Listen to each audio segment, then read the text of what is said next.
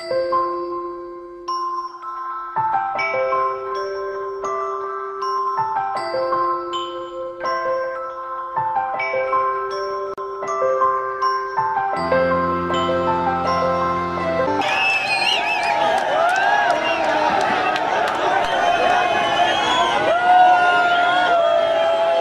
तो अभी आ रहा है, अभी तो उसके बच्चे ही काफी है यहाँ पर। औज़ुबिल्लाहिमिनश्शैतानिर्रजीम, बिस्मिल्लाहिर्रहमानिर्रहीम। शय नशीब पर तशरीफ फरमा ऑल इंडिया मजलिस इत्तेहादुल मुस्लिमीन के तेलंगाना के एमएलए मेरे भाई जनाब महराज जाफर हुसैन साहब, औरंगाबाद के सीनियर लीडर मजलिस इत्तेहादुल मुस्लिमीन के जनाब डॉक्टर गफ्फार कादरी साहब, हैदराबाद से आए हुए सलीम भाई और तमाम मजलिस से इत्तेहादुल मुस्लिमीन के जिम्मेदारान, बहुजन वंचित आघाड़ी के जिम्मेदारान और यहाँ पर उपस्थित मेरे दोस्त, मेरे बुजुर्ग, मेरे भाई और घर पर बैठकर सुनने वाली मेरी पर्दा नशी माँ बहनें, आज का ये जलसा इंतखाबी जलसा है, क्योंकि 23 अप्रैल के दिन औरंगाबाद में लोकसभा का चुनाव मुनक्किद किया गया है और जिस तरह से मुख्तलिफ सियासत पार्टियों ने अपने अपने नुमाइंदों को मैदान में उतारा है, शिवसेना ने उतारा, कांग्रेस पंजे ने उतारा, उसी तरह मजलिस इत्तेहादुल मुस्लिमीन ने आपके अपने लाडले, आपका अपना भाई, आपका अपना हमदर्द, आपका अपना चहीता इम्तियाज जलील को उतारा है फील्ड में।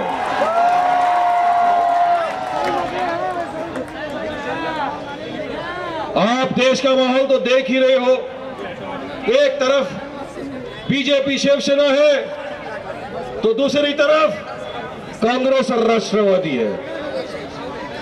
एक सांप दूसरा अजगर, एक ही सिक्के के दो पहलू है, एक सामने से वार करता है, एक पीछे से छुरा भोंकता है, दोनों बदमाश गद्दार।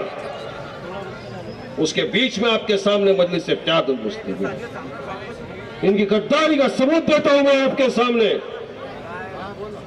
ये भाजपा और कांग्रेस, ये शिवसेना 3 महीने पहले पूरा महाराष्ट्र ने नहीं पूरा देश देख रहा था कि किस तरह आपस में सौतनों की माफिक लड़ रहे थे।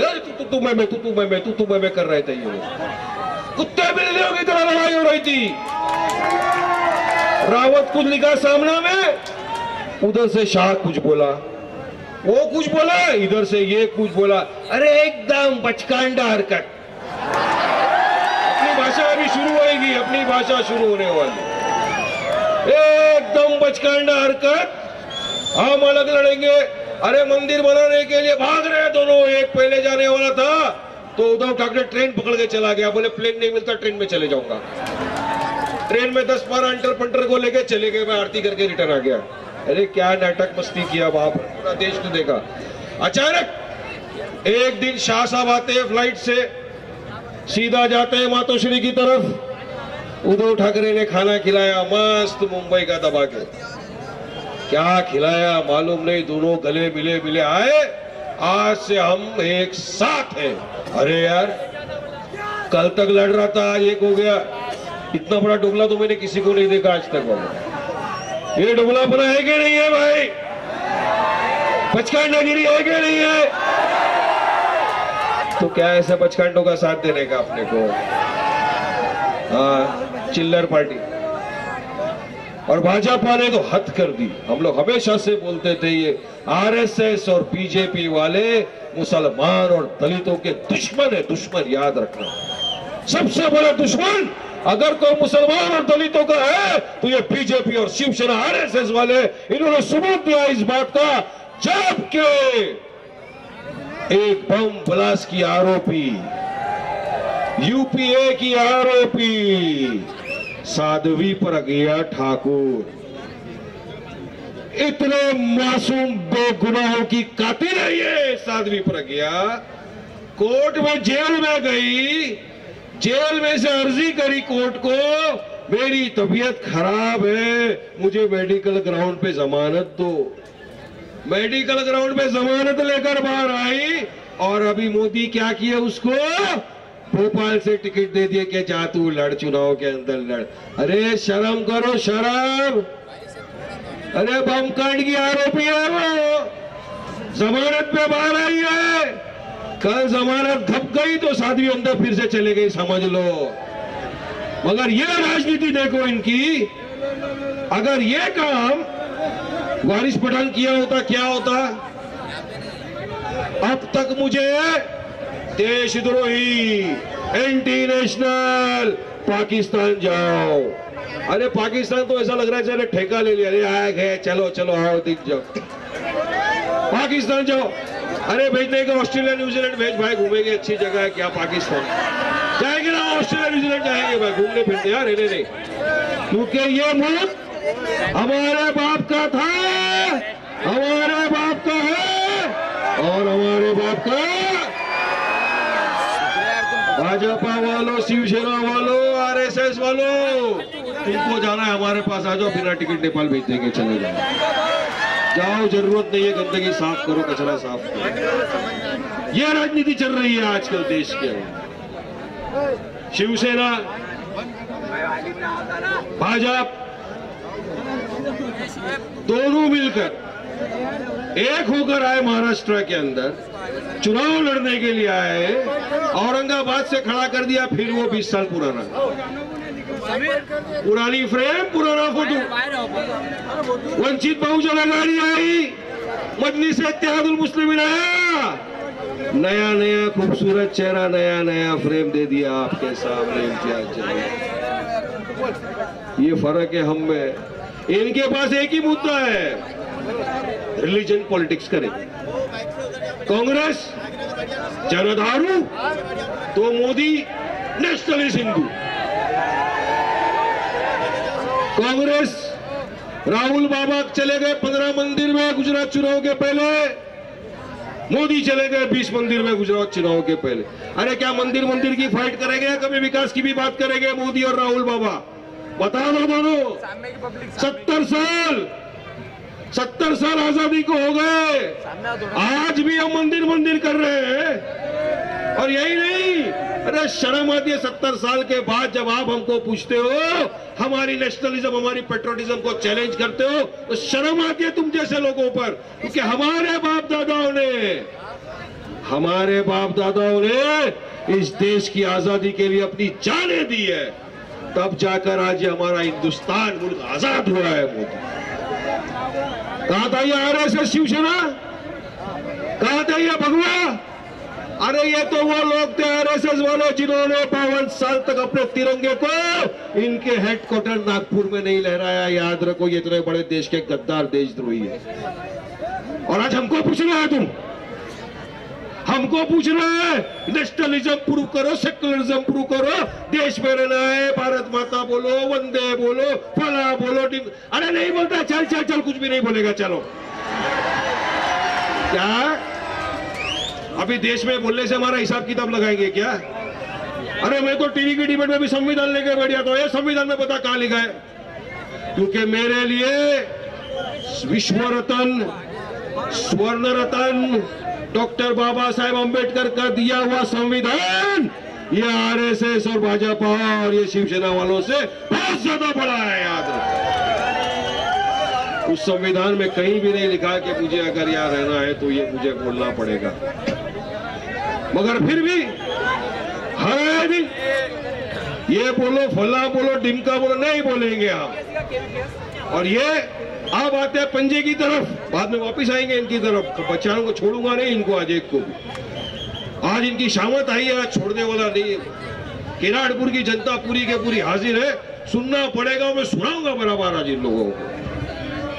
ये पंजे के आजकल कुछ चिल्लर टपोरी आजू बाजू घूम रहे हैं कांग्रेसी, ये जाम्बर डामर के कुछ टपोरी अपोरी घूम रहे हैं,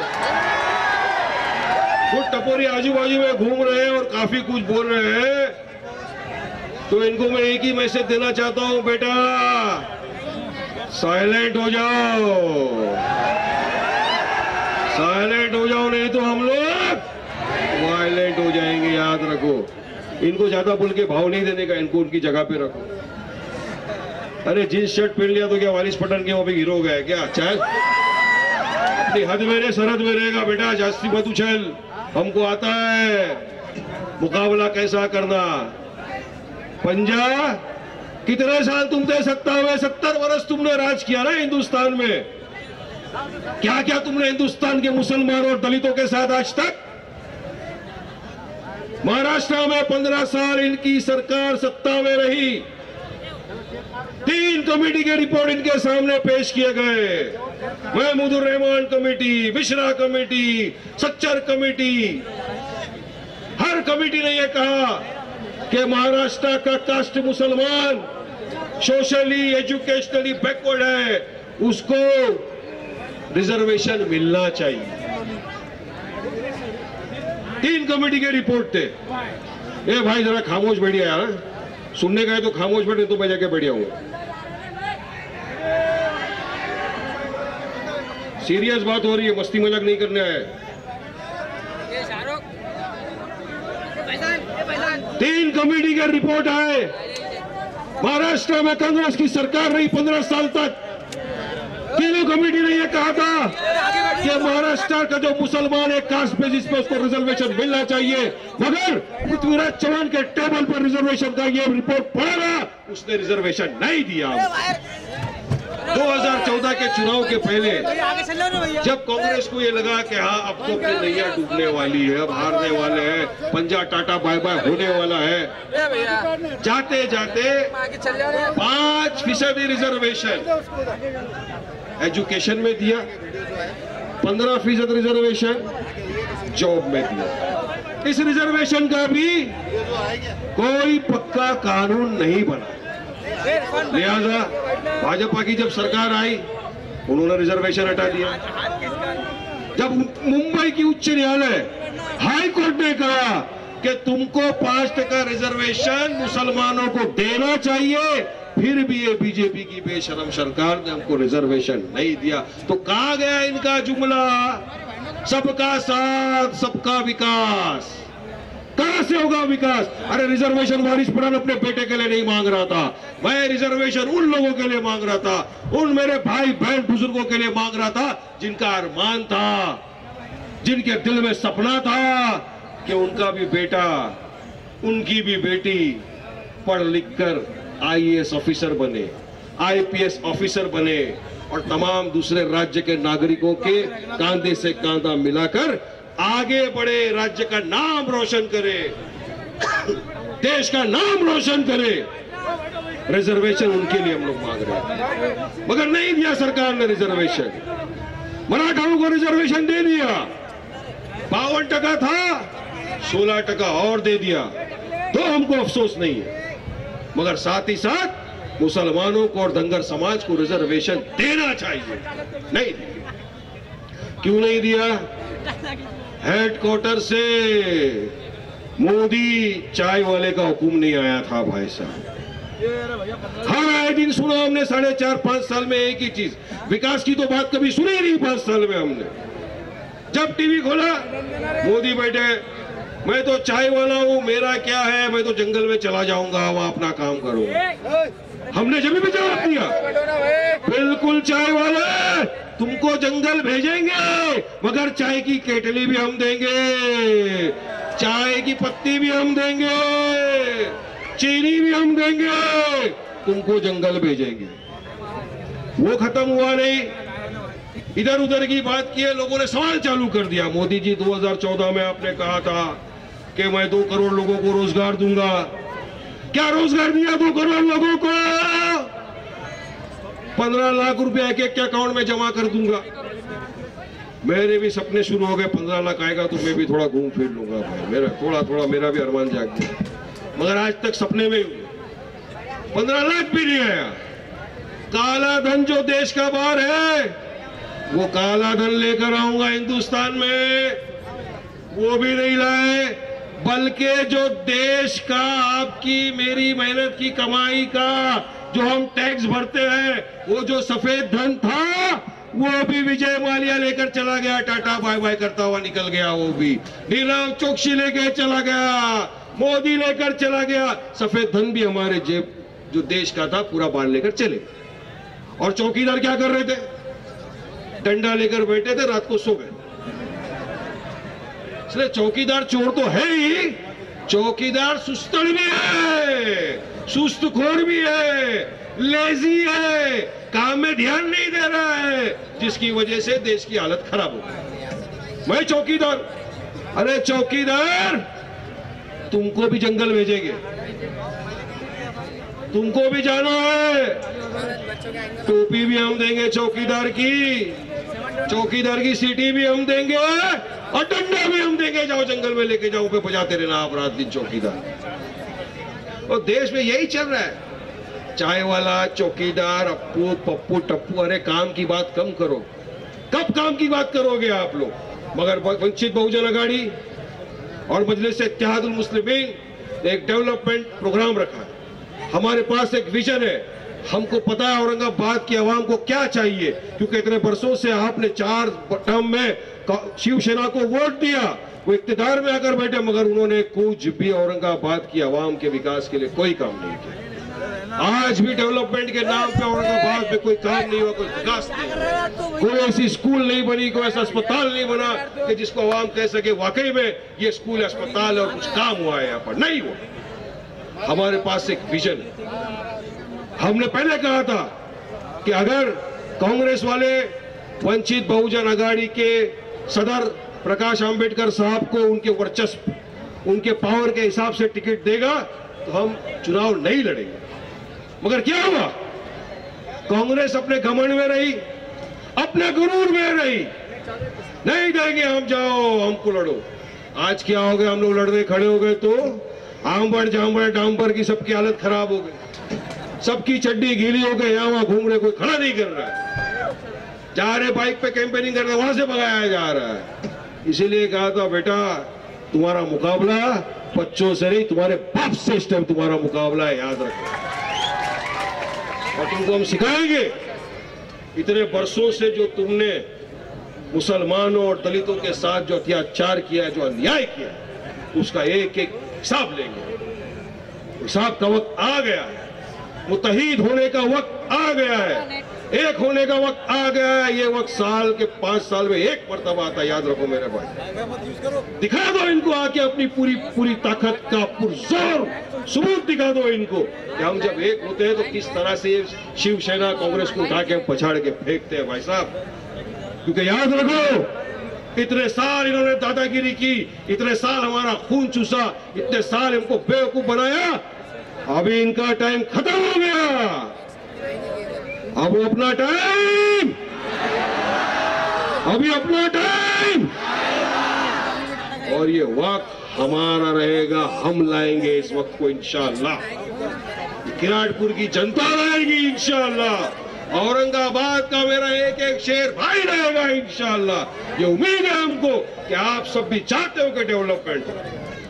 और इम्तियाज जलील आपका अपना भाई, आपका अपना बेटा है, आपका अपना लाडला, आपका अपना लाल है। काम करने में यकीन रखता है मजलिस इत्तेहाद। हम भी ये चाहते हैं कि जिस तरह से हमने तेलंगाना में, जिस तरह से हमने वहां पे अस्पताल बनाए, जहां 300 रुपया 30 रुपया दो, 3 महीने का कार्ड मिल जाता है आपको। 30 रुपये में 3 महीना कार्ड आप दिखाओ अस्पताल में, वो भी हाई टेक हॉस्पिटल के अंदर, पूरा इलाज आपका फ्री। क्या कोई ऐसा अस्पताल औरंगाबाद में है? कहीं भी नहीं है, मुझे तो नहीं दिख रहा। हमारी स्कूलें आप आकर देखिए, जहां पर बच्चों के लिए पढ़ाई फ्री है, स्कूल की किताबें फ्री हम देते हैं, लंच देते हैं, स्कूल की बस फ्री के अंदर हमने रखा है। क्या ऐसा कोई स्कूल और पूरे औरंगाबाद शहर में कहीं आपको दिखता है? कहीं नहीं दिखेगा आपको। यही विजन लेकर आपके हमारे कायद नकीब मिल्लत जनाब बैरिस्टर असदुद्दीन ओवैसी साहब पूरे देश में निकले कि हम लोग इसी तरह की स्कूल, इसी तरह के अस्पताल देश में बनाएंगे, हमारे लोगों के बीच में उनको भी फैसिलिटी देंगे जिस तरह तेलंगाना में लोगों को दवाई का फैसिलिटी मिलता है, स्कूल का फैसिलिटी मिलता है, वही फैसिलिटी क्यों ना औरंगाबाद की आवाम को दे। आपने 2014 के चुनाव में आपकी दुआओं से, आपके वोट से मजलिस इत्तेहादुल मुस्लिमीन को नवाजा और औरंगाबाद से इम्तियाज जलील को जीता है।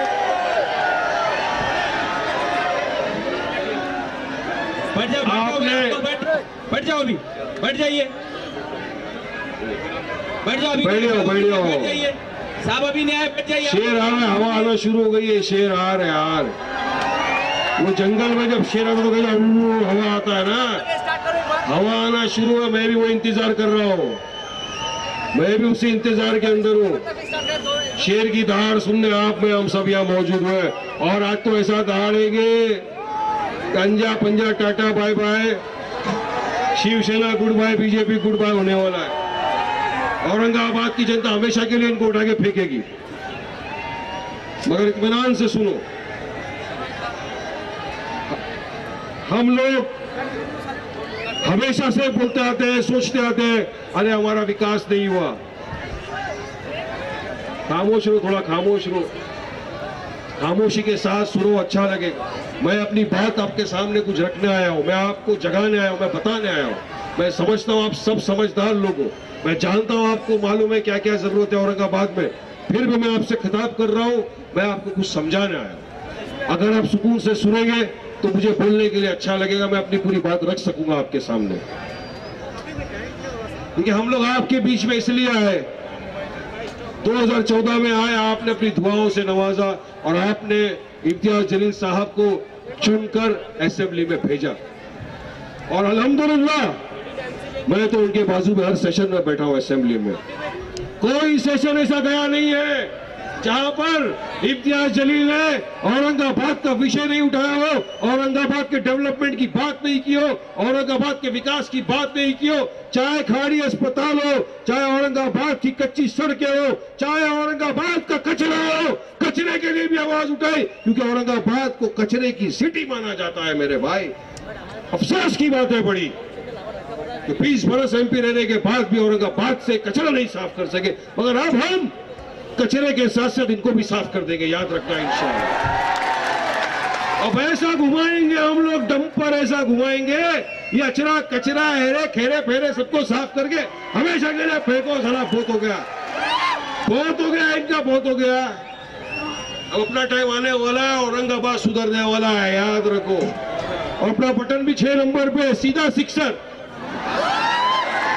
आईपीएल का लास्ट बॉल, लास्ट फटका उठा के सिक्सर पे मारना है अपने को। ये दुर्री पे है, कोई चौके पे रखने दो, 2-4 रन लेने दो। सिक्सर पड़ेगा, इम्तियाज जलील का पड़ेगा, और मारेंगे उसको पूरे किरतपुर की आवाम, औरंगाबाद की जनता मारेगी। ये करना है अपने को। अरे भाईगिरी सिखाने के लिए अपने को सीखना है क्या भाईगिरी किसी के साथ? हम लोग दिखाएंगे सिक्सर कैसा मारा जाता है, किस तरह से काम किया जाता है औरंगाबाद में, हम दिखाएंगे। मगर सबसे बड़ी कमजोरी कहीं ना कहीं भाई लोग हम में है। हम लोग हमेशा इसी तरह की गलती और गफलत कर देते हैं, आपस में इत्तेहाद नहीं पैदा करते, मुत्तहिद नहीं होते, और हमारे जो कीमती वोट है वो हम जाके किसी ऐसी पार्टी को दे देते हैं जो हमारा विकास नहीं करती। फिर हम पछताते हैं 5 साल तक कि ये क्या कर दिया। ऐसा वक्त नहीं आए, इसलिए आपके पास इस मर्तबा वक्त आया है, अभी नहीं तो कभी नहीं। एक माहौल बना हुआ है, वंचित बहुजन अघाड़ी का और मजलिस इत्तेहादुल मुस्लिमीन का एक माहौल है औरंगाबाद में। मैं देख रहा हूं, हम लोग यहाँ पे कैंपेनिंग कर रहे हैं, लोगों से मिल रहे हैं, जलसे कर रहे हैं। हर जलसों में हर लोगों से मिलते हैं तो पता चल रहा है कि आवाम चाहती है बदलाव, आवाम चाहती है कि वंचित बहुजन अघाड़ी का और मजलिस इत्तेहादुल मुस्लिमीन का उम्मीदवार जीत कर आए। मगर ये आपके बिना मुमकिन नहीं है, आपकी दुआओं के बिना, आपके ताउन के बिना, आपकी मदद के बिना, आपके साथ के बिना यहां पर इलेक्शन जीतना मुमकिन नहीं है मेरे भाइयों, याद रखना। अगर आपने अपनी दुआओं से नवाजा, साथ हमारा दिया, तो इंशाअल्लाह इस मर्तबा औरंगाबाद से आपका अपना भाई इम्तियाज जलील चुन के आएगा, मेंबर ऑफ पार्लियामेंट बनेगा और आपकी आवाज बुलंद करेगा। क्योंकि कांग्रेस ने 70 साल में कभी भी नहीं सोचा ये कि हम मुसलमानों को एम्पावर करें। आज हम सोशली बैकवर्ड है, आज हम एजुकेशन में बैकवर्ड है, आज हम इकोनॉमिक में बैकवर्ड है, आज पॉलिटिकल एम्पावरमेंट भी हमारे पास नहीं है। मैं पूछता हूं कांग्रेस की सरकार को, 48 सीटें हैं पूरे महाराष्ट्र के अंदर, 48, कितनी सीटों पर इन्होंने मुसलमान को उम्मीदवारी दी है बताइए आप मुझको। तो क्या महाराष्ट्र राज्य में ऐसे दिग्गज लीडर मुसलमान नहीं है जो इलेक्शन लड़कर जीतकर पार्लियामेंट में जाए और आपकी बात रखे, आपकी विकास की बात करे, आपको आगे बढ़ाने की कोशिश करे? क्या कांग्रेस को पूरे जगह पे महाराष्ट्र में कई मुसलमान चेहरे नहीं दिखे? एक जगह दिख गया, खुला में एक दे दिया, एहसान कर दिया एक सीट देकर। अरे शर्म करो नालायकों, शर्म करो। हम लोगों ने तुमको इख्तियार की कुर्सी में बिठाया इतने बरस, हमारे वोट लिए, तुमने हमारे वोट लिए, 90% तुमको हमारा वोट चाहिए, मगर काम तुमको हमारा नहीं करना है।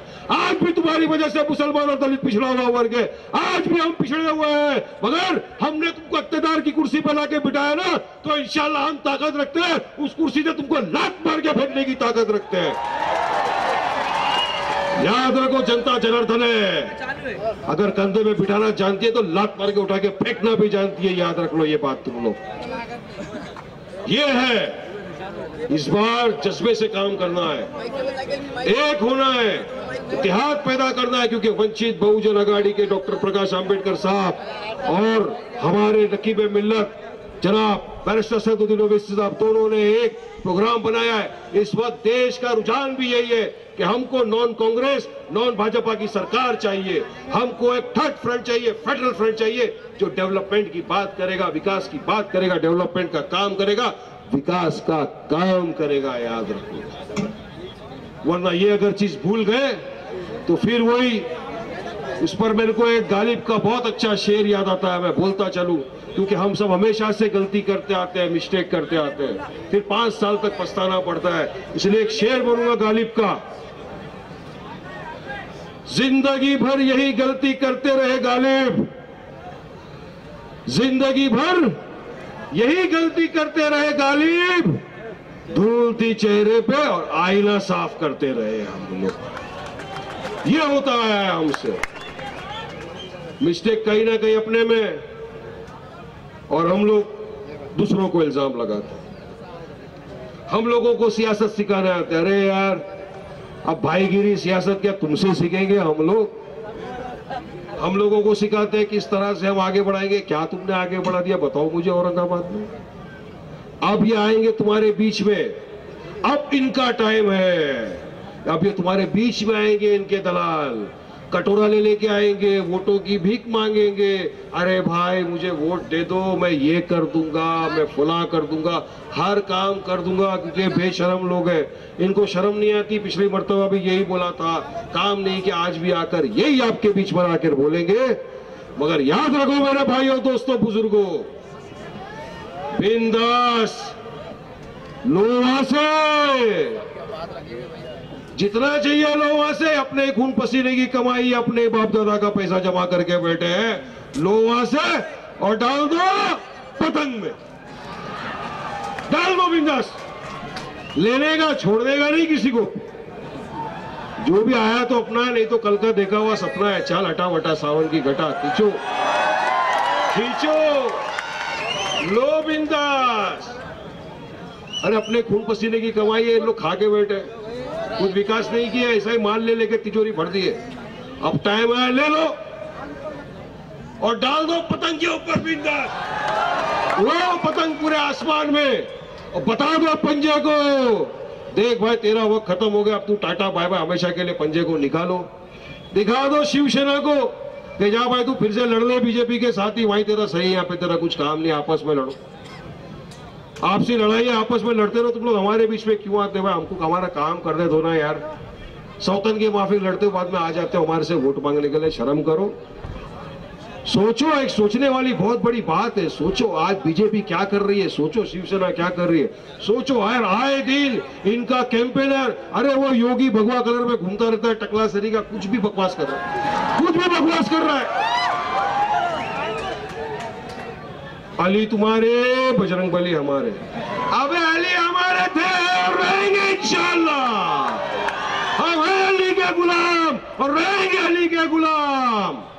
तुम हमको सिखाओगे और फिर अगर मैं बोल दिया एंटी नेशनल, मेरे खिलाफ शुरू हो जाएंगे हर डिबेट में, हर जगह। वारिस पठान बोला इसको देश से निकालो, कहीं नहीं जाने वाला है देश पे छोड़ के, मेरे बाप का देश।